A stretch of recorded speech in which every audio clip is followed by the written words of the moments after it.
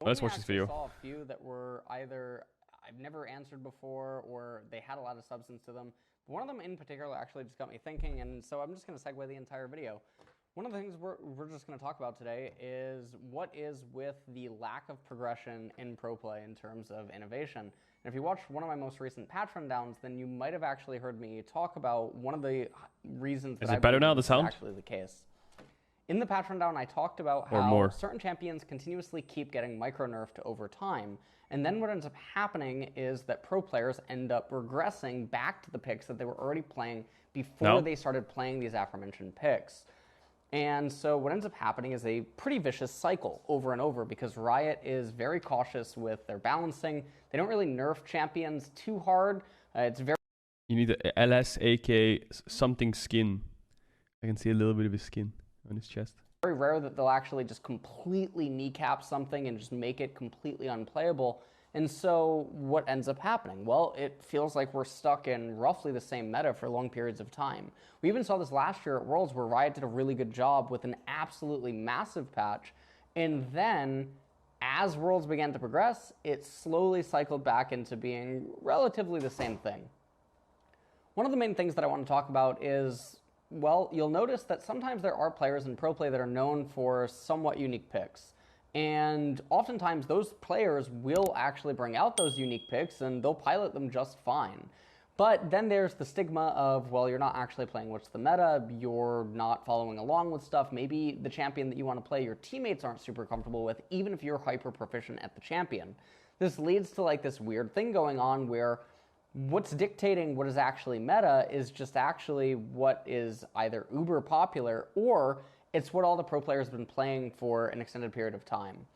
What actually got me looking at this was when people actually asked me to look at Summit's champion pool.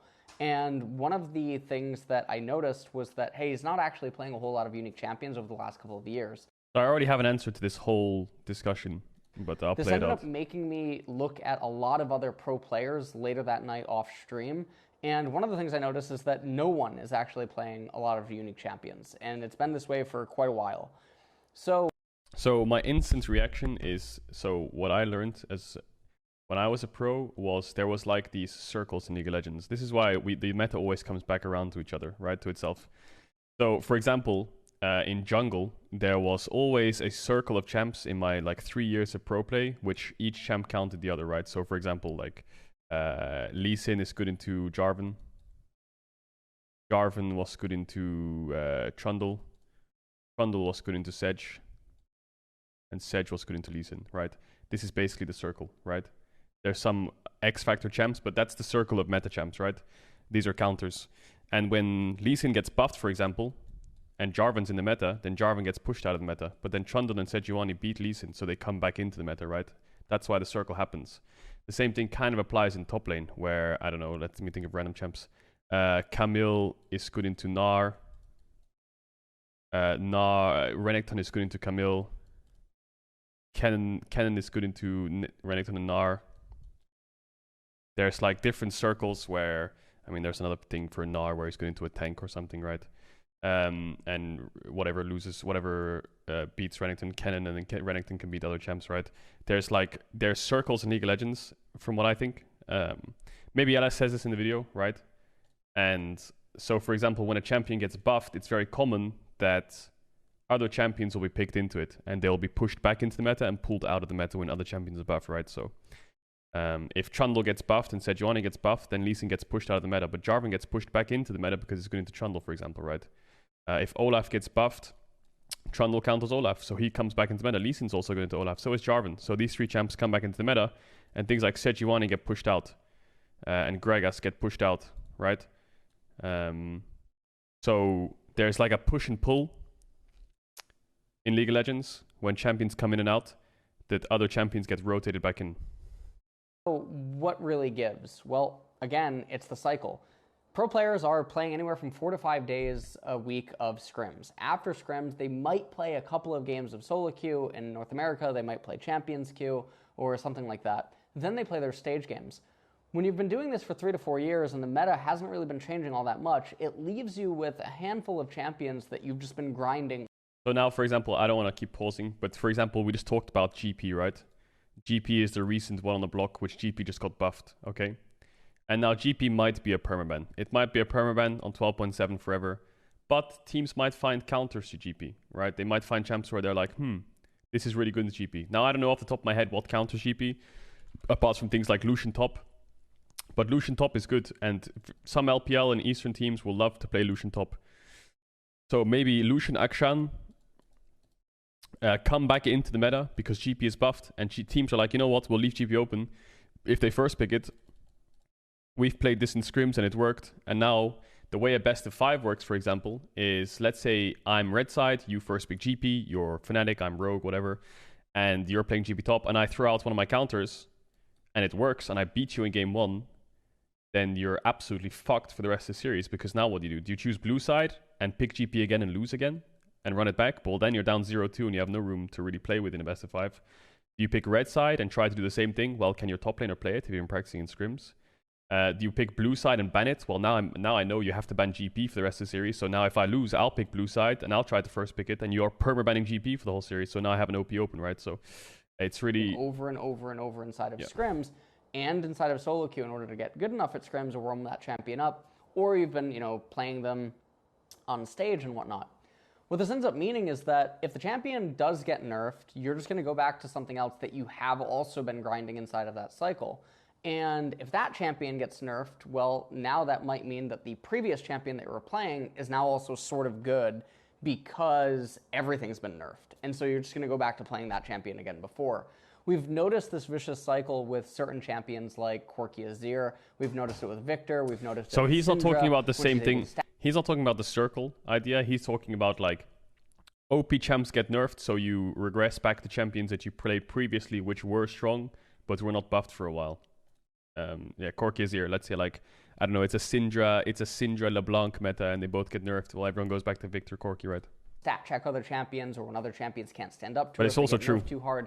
And we notice this with basically top laners, we notice it with AD carries, we notice it pretty much everywhere, that this is the trend that mostly keeps on happening. But what ends up happening is when you do see unorthodox champions end up getting picked inside of pro play, they don't really look that bad. It's just that people don't care to actually go and learn them. They don't want to incorporate them into the gameplay because it's either just not popular or they don't see the investment into learning the champion. Definitely agree. I think there's a lot of pro players who could invest more time to find more counters to more champs, right? For example, the easiest one, I mean, this is a very easy one, right? Camille, right? Camille blind pick. There's very few players in top lane pro play that can play the Jax Camille matchup, I think. Personally, I think, or the GP Camille matchup. A lot of the times when you see people blind pick Camille, like people will just pick like Renekton, or they'll just pick like Gnar and just sack lane, or they'll just pick Kennen. Depends on your preference, right? There's a few Jax players, there isn't a few Jax players, right? It all comes down to what you practice and what you're good at. BB, for example, when they blind pick Camille in every game, they had to ban away Jax, right? But Odo, for example, for off the top of my head, I don't think he plays Jax. So they have this issue where he can't play Jax, but he also can't blind pick Camille because they can pick Jax. So that sucks. What I've learned from talking to a lot of pro players is there's like this bar in League of Legends. I don't want to draw over Alessa's face. And let's say that this bar is 10. This is 10 out of 10. This is the peak, and this is like your worst. This is 0. Oftentimes what happens is, what I've learned from speaking to loads of pros is, let's say you're because it's LS, love you LS. Let's say your Renekton is a 9, and you've been playing a lot of Renekton in solo queue. Let's say it's Summit, and his Jax is like a 3. What tends to happen is it worth for him to invest his time to get his Jax to an 8, and then use that time to play so much Jax that his Renekton falls to a 7, when Renekton is a blind pick and Jax is a counter pick, right? This is often what happens with pro players, where they say where you invest time into another champ and you lose practice time on that other champ that you were practicing before, right? And sometimes the answer is yes, especially in a meta where Camille is a good blind pick. Obviously, this example looks a bit skewed because Renekton's a shit champ right now, but you get my point. We'll call it Champion X and Champion Y counter, yeah? And you can say, well, do you really drop to a 7? Is it really like that? From my experience, it is. A lot of pros, like, it's opportunity cost. Like, they get worse at a champion to get better at another champion that is the meta. So oftentimes you'll see comfort is like the key, for example. So when a mid laner, for example, gets 6 bans on him, he'll always regress to comfort. And there's always a couple champions. you'll have that you're always good at, no matter what. Like, which sounds a bit counterintuitive, but it's true. So, for example, like Humanoid, he'll always be able to play Orianna. He'll always be able to play Akali. These are champs that he's invested so much time in that those thousands of games, he's hit the point of, like, in his peak, he can always play them. But in a meta where it's like LeBlanc and he has to practice LeBlanc, and Ahri just came out and he has to practice Ahri, and he has to practice Sylas in case of a counter, and he needs to keep his TF up to date and stuff like this, whatever it is, right? And then you also tell him that he needs to practice champions like Akshan so he can counter a Spartan matchup, Tristana so he has a counter to TF, Yasuo so he can play AD mids and blind pick Diana. This is when you start playing these champs that these champs get worse. As being worthwhile when they can just keep rotating these few champions. This has been one of the main reasons that I've been really adamant that it's really important that Riot goes with the reworks, goes with new champions coming out super often, because one of the patterns that I noticed that was basically... The last thing I'll say, sorry for being opposing Andy, but again, from my experience, so the way my team functioned in XL or H2K or whatever it is, you find a role in your team, right? And it's very hard to break this role, this mold. So, for example, in XL, Patrick was insane. He was in his peak form, and he was the carry, right? He was insanely good. Patrick carries. It's a really easy playstyle. We haven't found any playstyle that works. So what does that mean? It means my job is to play tank junglers. So obviously what I would play is Set, Stedge, J4, Gragas. I was basically on tank duty to make sure that I can be low econ and facilitate my AD carry, right? That's our playstyle as a team. A very obvious example is Inspired, right? He is a very good carry jungler, and the way teams often function when he joins that team is he's a carry jungler. It doesn't matter what meta it is. He's a carry jungler. He's not going to pick Sedge very often or Gragas. Even if it's meta, it's very obvious that he wants to play carry junglers. Whereas Malrang is a low econ, I don't give a fuck, Giga Chad gank every lane jungler. So even if it's a Kindred Graves Nidalee meta, he's very fine just picking Jarvan and going behind, right? Or he's very fine just picking something that he's just going to like trundle, like where he's just going to fist the enemy laners for the first 5 minutes and then fall behind. So you have to find your playstyle in a team, and that also determines what champions you're playing. So it's very weird for me to go to Malrang in a spring split and be like, hey, Kindred's OP. I need you to play Kindred. Okay, so now I play Kindred, but now I'm AFK farming, and my lanes are pushing, and they have no cover. This is our whole fucking formula, right? And then you have to... the other side of the argument is, well, you should be more flexible. And that's also true. But, yeah. Also depends on how the team want to approach that. Maybe they don't find success in having carry junglers. Maybe they think that the laners just play much better when they have pushing lanes, for example, right? And that just needs, it just automatically, it's like a puzzle piece, right? I have pushing lanes. What slots into pushing lanes that scale well, win their lane, and can like get prio? Early game junglers, not farming junglers. Well, you can use farming junglers to bridge those pushing lanes, but if your laners are so good that you may as well just get them ahead, then, well, just sack jungle, it's fine. Basically taking effect is Jankos is incredibly good at being very low econ. That the new champions and the reworks can actually force a meta shift. And it's very rare you find players who can do both sides of everything. Like, for example, when BB played Ornn top in their finals, everyone was like, what the fuck? This guy's a carry top. How is he playing Ornn? But the fact that G2 showed that they can just carry from mid jungle alone and don't have to play top side or play for top lane already shows that they're flexible, and that makes them a really good team. And so I've become hyper dependent on new champions getting released and on reworks actually happening, or mini reworks, which is the stuff that we saw with Ahri, ended up propelling her back into the meta. And you notice that even with Ahri being propelled back into the meta, champions that are really good against her, like Veigar, goes down still, because why would we play Veigar when we can just do things that don't make any sense? Like, we can just lock in a heavily stunted and nerf Twisted Fate, or we can just take a Syndra that hasn't had any buffs whatsoever, or, you know what, hey, we're going to take in a Zir, which just got a micro buff. LPL is picking Veigar into Ahri. Or we'll just, you know, LPL is picking Veigar into Ahri. Aren't that good into Ahri. I agree with this example. People should be playing it more. And our teammates are happy. This is just one of many examples. Obviously, Riot tried to end up hitting 80 carries most recently in the bot lane. That doesn't matter. No one's going to stop playing Aphelios and Jinx. Zeri went from being a ban card to a pick card, and now Riot is really trying to tag her in the newest patch.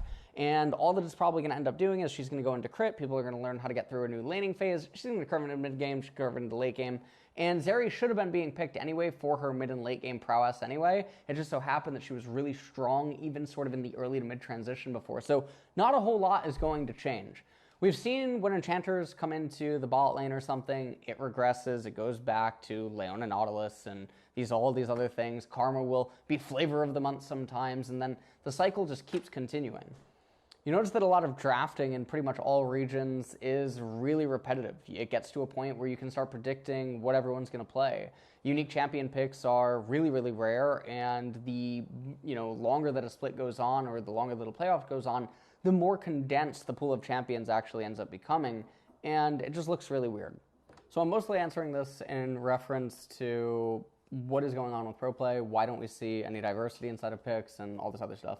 I fully believe, and I've said many, many times, that I think that League of Legends, barring like a few things that could be tweaked, is in roughly the best balanced state consistently that it ever has been. And I say roughly because obviously balance patches always come out every 2 weeks and stuff. Things are gonna, they're gonna ebb and flow. The tides go in, tides go out, whatever.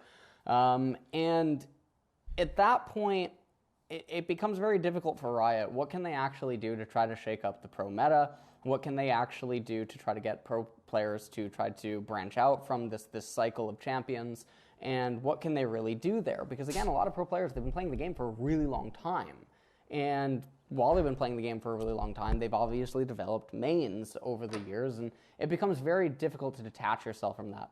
Again, fast forward or rewind to what I was saying earlier, where you become dependent on new champion releases and reworks in order to shake up and invigorate pro play. Now, I've been pretty vocal about how I don't actually believe that the current pro play meta accurately reflects champion power level. I think there's a lot of very strong champions that are missing from pro play that can be picked in certain spots, and I think that there's enough champions that they're close enough in power level that realistically, if all 10 teams in a league were trying, meta would be cycling almost weekly or bi-weekly or something, where people are trying to almost metagame their opposition. And so every single matchup would end up being this kind of weird thing where every team's just trying to do different things. That's in a world where everyone can play everyone, though, which is very, very hard, I think. But it's true. But sadly, we're just not there yet. Even though I do fully believe that the champion power level exists to allow for something like that to happen if people were willing to or dedicated to actually practicing in that manner. So one of the other things that I noticed while I was scrolling, even though I got this idea to make this video, is why would you do that when you can just keep practicing things that are already established and you can just keep trying to get better at them? And well, this is because of the aforementioned thing where, I don't think that the power level is accurate in terms of what is actually popular. One of the other things about it is that it seems like there's this really negative thing about the word meta or popular when it comes to champions. Realistically, popularity of a champion shouldn't actually reflect whether or not it's good. That doesn't make a champion good just because it's popular. One of the things I started doing months ago, and I think I even started doing this last summer, was I would begin asking people what makes a champion good. And you'll notice that a lot of people can't actually give you a really concrete answer, or they give you answers that are just totally off the wall, crazy, insane, like saying that Lee Sin is always useful because he has kick. That doesn't make any sense whatsoever. Let's go, man. I think there's a lot of things that can tie into what makes a champion good, and it gets into a really complex answer.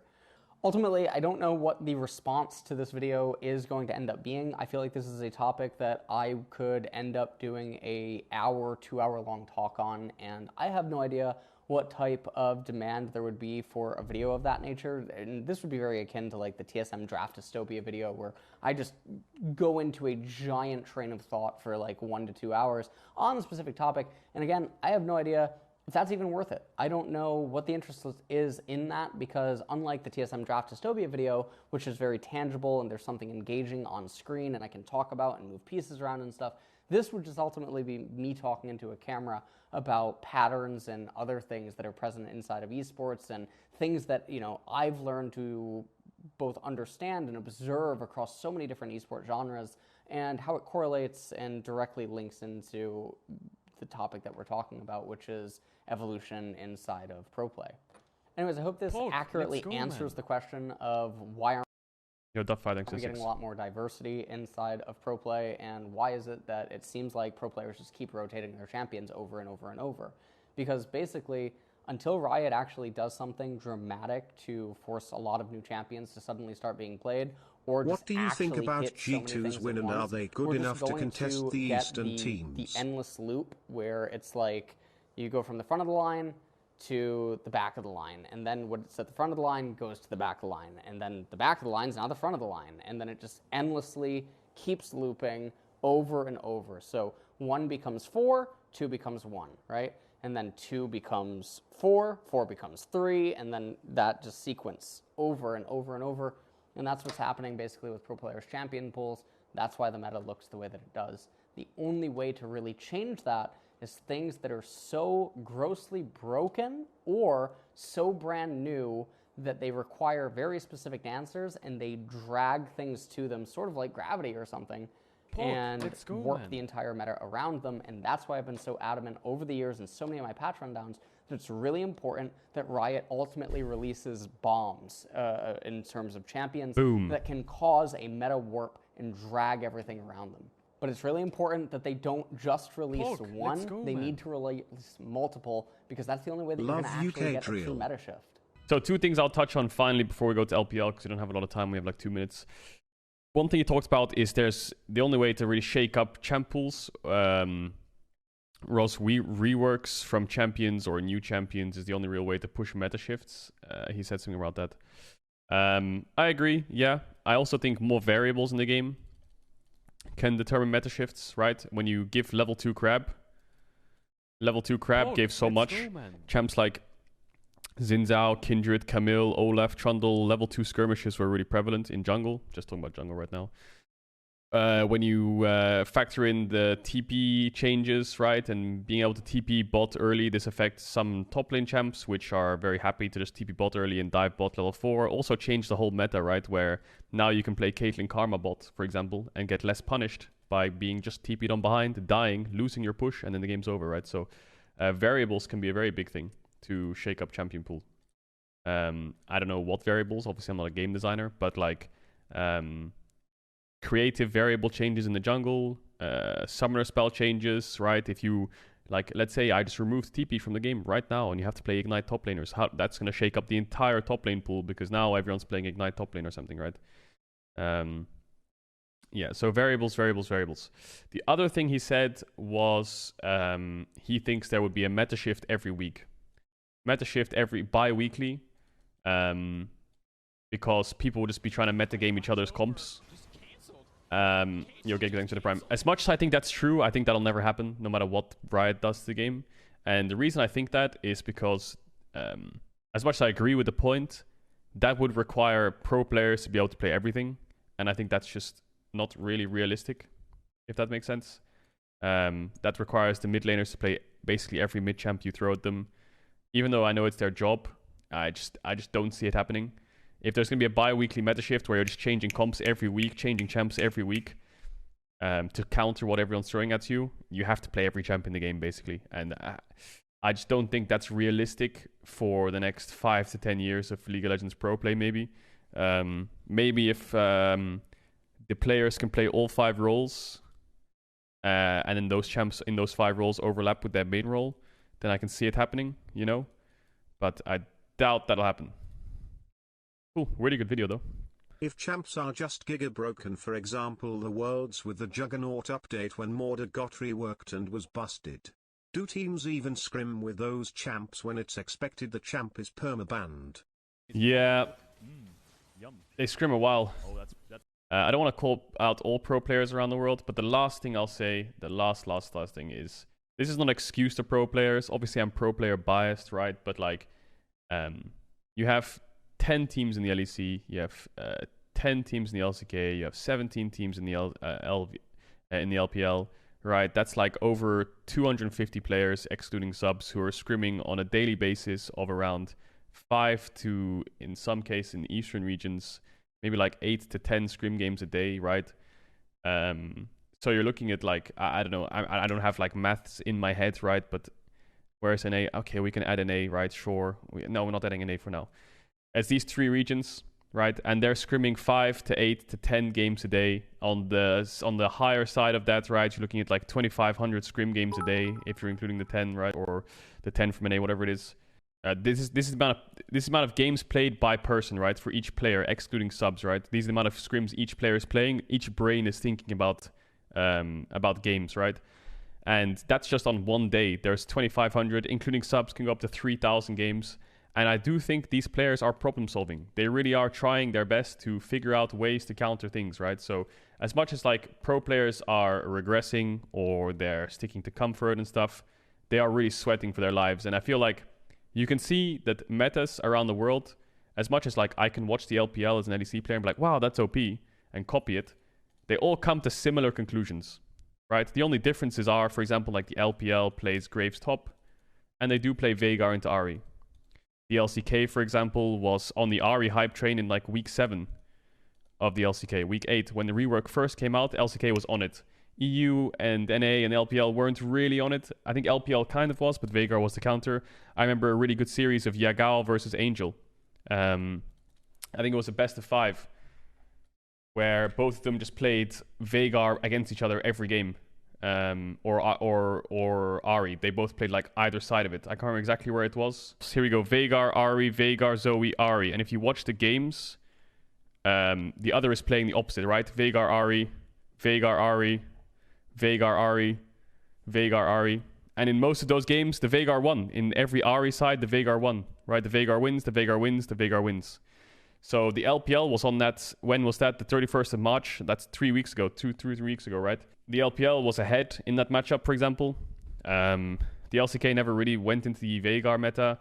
The Graves top is a flavor of the month. EU's flavor of the month is Ornn. But my point is, the basis of the meta is the same everywhere, but there's different standout champs in different regions, right?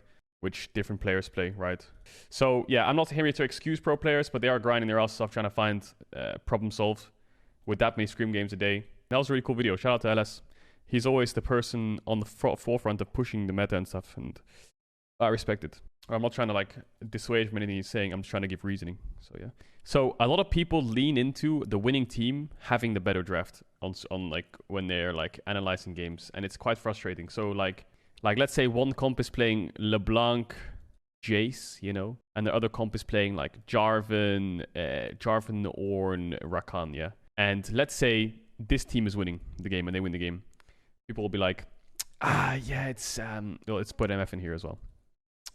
They'll be like, it's unplayable for MF because they have LeBlanc, Jace, GP. She's like poked out way too much before the fight starts. Yeah, it's just a draft diff. Like honestly, they should not play engage into poke. Obviously, they're chunked out before they can engage, and then like this team wins.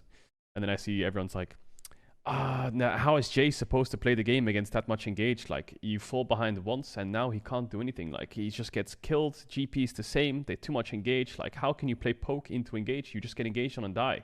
The amount of times I've seen this, it's so frustrating. I think, personally, League of Legends, in pro play, they should up the amount of time you have in draft. I don't know what the exact time is right now. Even I've been through so many drafts. Is it 30 seconds you have to pick and ban or something like this? I think they should up it to a minute. I think a draft phase can last 5 to 10 minutes. I think they should increase it. I think that the draft phase just should last a lot longer. I think they could add an extra ban to both sides, and they should make the draft phase longer, like Dota style, where they're all headsets off, chilling, and they can talk more about what they're drafting. I think it's boring for the viewer to sit there and be like, "Are they gonna pick Jinx?" And then 2 minutes later, they pick Jinx. Oh, I knew it, and it's already 2 minutes past. But for the pro teams and stuff like this, it's kind of good. The draft would last so long that the pro players would have kids and the kids would play for them. Yeah, okay, that's, like I said, it's gonna take a while, yeah. But still, I think it's better for the pro players.